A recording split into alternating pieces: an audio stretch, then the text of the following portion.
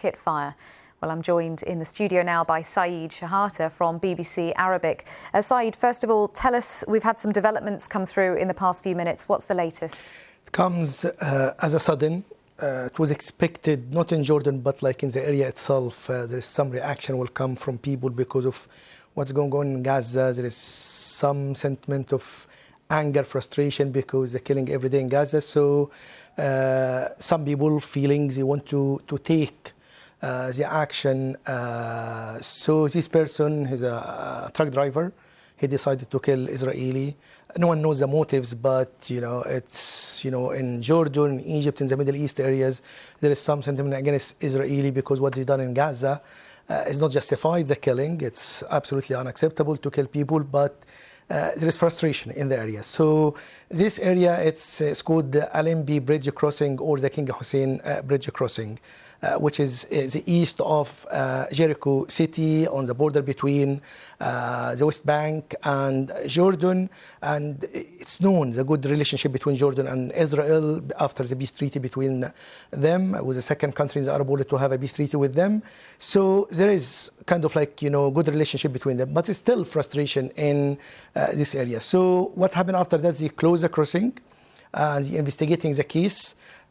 So it's a developed story, and they will know the reasons behind that and how can this happen. In addition to that, to add to the picture, Mr. Yair Lapid, the opposition leader, the Israeli opposition leader, said the security organization warned the Israeli government of what's happening in the West Bank over the last few days. It might bring disaster to Israel. So this is some warning what the Israeli troops doing in West Bank and Gaza. So this might be coming as kind of reaction from someone. As I said, it's not justified or acceptable, but should be dealt with, and the investigation will show how, to what extent this happened and security fault, how did it happen, to stop it to happen in the future. And Saeed, how significant is this development? Because we have talked in the past, we've covered tensions in the area, but how significant is this latest development about this attack? It is significant on several levels. First one, as I said, Jordan and Israel has a peace treaty, so they have a good relationship. So there is no expected danger coming from Jordan to this side against Israel. This one. Second thing is the warning from different parties. They need to have stop the war in Gaza, should be a deal to release hostages and to stop the war, but it's not happening because Mr. Netanyahu, the Israeli Prime Minister, is insisting he should demolish Hamas before to reach a deal, and any concession to Hamas will be immoral and insane according to Mr. Netanyahu. The other thing is how put pressure on the countries, especially Egypt, Qatar, Jordan, and the United States, to put more pressure in order to reach a deal. I think reaching a deal will ease the tension and would help to pave the way to have kind of calm in the area. But doesn't this move things further away from a deal than ever before? I don't think so, because this warning to Israel that it might be go out of control, because Israel cannot fight on different fronts. So the front between Hezbollah and Israel is more or less is okay. There is some rockets, there is some exchange of fire, but there is no an all-out war, because what happened last month was a limited, calculated, reaction from Hezbollah against Israel, and Israel carried out preemptive strike to mitigate the strength of the Hezbollah missiles and drones.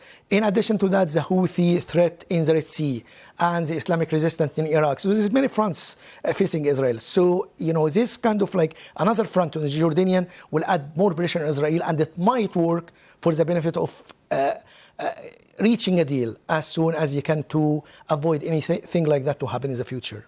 What we've seen in the past week or so in particular, but perhaps even if we're looking at over the past few months, the Israeli Prime Minister, Benjamin Netanyahu, in the face of mounting pressure from various sides, has just dug in his heels and has remained immovable. What do you think the impact might be if it doesn't reach the optimal desired solution of reaching a deal? What do you think might be an intended or unintended consequence of this? I think will be more pressure from the opposition in Israel, especially Mr. Yair Lapid, because as I said, he warned that security organization warning, Mr. Netanyahu of what's happening in West Bank. because since October till now more than 500 people were killed in West Bank. So there is some pressure not to open different fronts of anger, frustration of people. There is this disappointment within the Arab world from their government, because you should do more in the opinion of the people of the Arab world to put more pressure on Israel to reach a deal.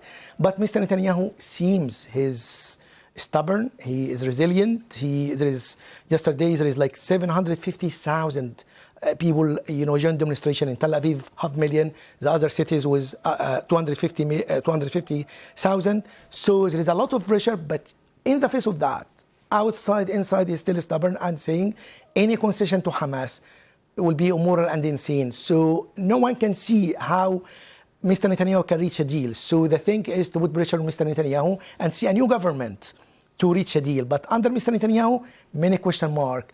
What can make Mr. Netanyahu change his mind? Nothing so far. And of course, he's not without his support either. Despite the big protests we've seen, there's still some degree of support within Israel for him as well. Shehata from BBC Arabic, thank you for your analysis there. Well, let's